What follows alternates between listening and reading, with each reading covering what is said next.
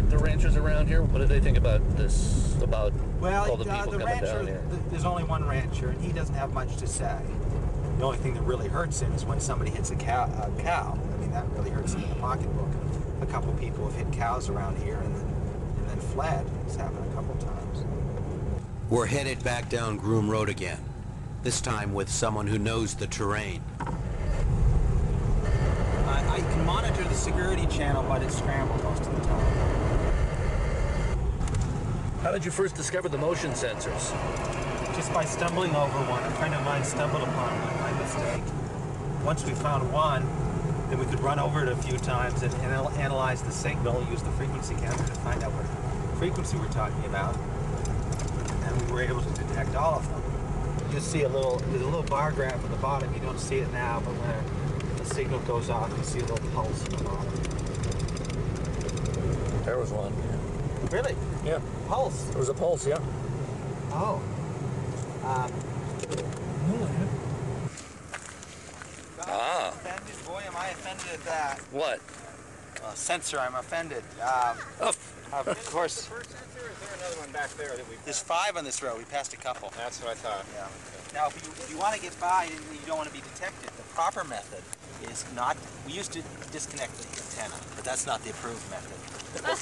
The approved method is to disconnect the power. That, and you drive by and then you reconnect it again and they won't know you're here. Glenn Campbell's on a mission, but it's not about UFOs. My position is government secrecy. I'm interested in the UFOs, but to get to the UFOs, you have to go through government secrecy. And Campbell loves to make things difficult for those who hold the secrets. Looks like we have 3 or 4 vehicles that have left mailbox. They're putting 17 in a position of almost imminent contact, so I advise. There they are.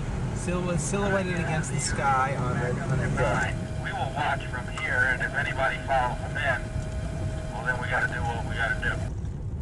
He leads field trips to the only points from where Groom Lake can still be seen: Whitesides Mountain and Freedom Ridge. So who discovered that you could see it from Freedom Ridge? You did? I did, and I named it. How long ago was that? That was June 30th, 1993.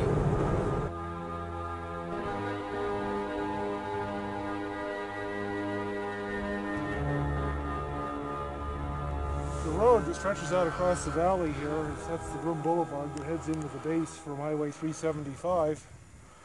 And twice a day, there's a white bus that has blacked out windows that picks up workers. In the morning it picks them up about 7 o'clock over at the junction of Highway 375 and 93. And it brings them in here, takes them into Area 51 where they work, and then at 4 o'clock it reverses its track and brings them back out and drops them back off out there. It's at the ruins of an old gambling casino there at the intersection. But it's a regular daily bus trip that comes out here 5 days a week.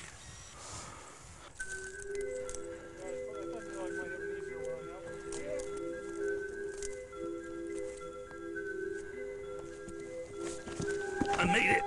Not yet. Good, Mike. It's beautiful up here. Look at this view. There it is, Groom Lake.